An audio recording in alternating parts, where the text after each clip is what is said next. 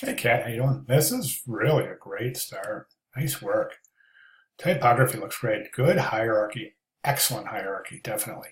I like the way that this knee right here is pointing right to the headline. I think that's fantastic because what that does is we take a look at that. That's a kind of a break in the image right there. And it just is so interesting that if we just move across the composition, that's where the headline starts. I thought that was a really nice job. This is a super interesting image right here. Super interesting. I think it's fantastic. I love this right here too. The way that these are bleeding. This is wonderful. Um, One issue with this, and I'll talk about that in a second, with the main image that saddle the object. But let's talk about typography first. Really good really good hierarchy. So you've got the headline and the relationship between the point size and weight of the headline in comparison to the subhead is just fabulous.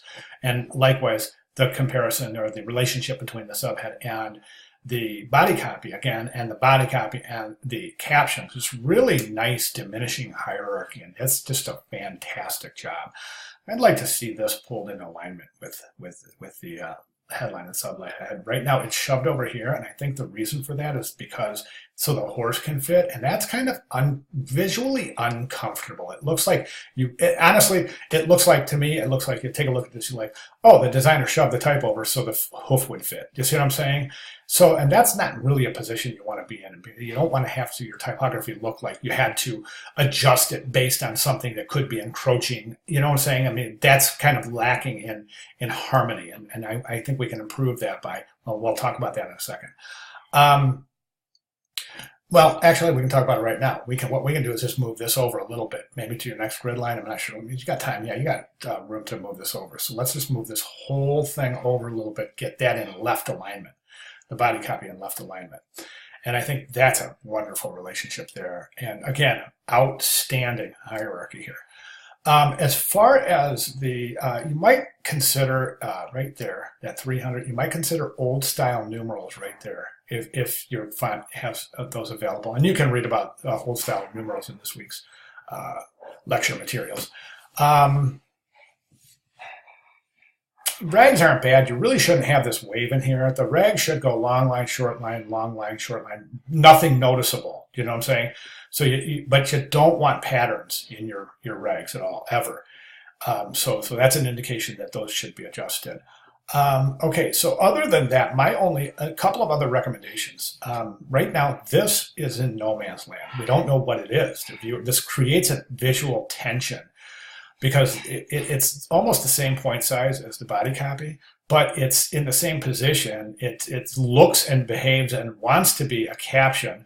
I'm sorry, it behaves and wants to be a caption, but it looks like body copy. So it's kind of in no man's land. The viewer is kind of stuck going, what is this? This is a caption? It's just difficult to tell what it is. Therefore, it creates a little bit of tension. Since you have named the saddle right there, I don't think we need this right here. I don't think we need that at all. So let's get rid of that. Okay. Right now, this line length right here is a lot longer than the line length over here. So try to get some consistency there. Right now, the viewer looks at the captions, and this caption clearly belongs with this, but this caption could belong with either. So you see what I'm saying? Again, it's kind of in no man's land. So we have to figure out a way to get this caption making it obvious that it's part of this image and not this image.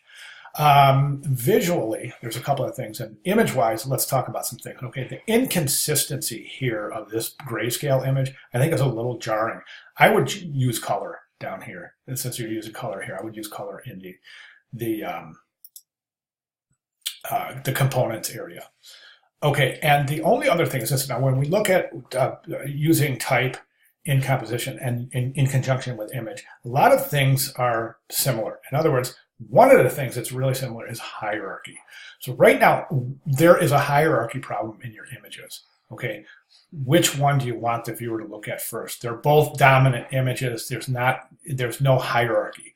Okay, this image here, which is a fascinating image, wonderfully placed, by the way, but this image is screaming, look at me first. And then this image is going, well, wait, no, look at me, look at me. So the eye doesn't know where to go. That all has to do with scale. And I think this image right here is a little bit large. So what I would recommend doing is actually, when it comes down to it, and as far as the assignment requirements goes, this is the object. This should be the dominant image. Okay, this is the object in use, so this should not be the dominant image. Right now, I think it is, only because it's above this image. So what I would recommend is creating this as the dominant image and reducing the scale and placement of this. Maybe that you should put this up here and put the horse down here. You could even show the horse in a full jump since you have it bleeding. You see what I'm saying? But to me, that's an issue that needs to be rectified. So think about that for your final iteration. Other than that, I think it's really a fantastic job. It's a great start. Okay, so if you have any questions, comments, or other, please feel free to let me know. Okay, thanks, Ken.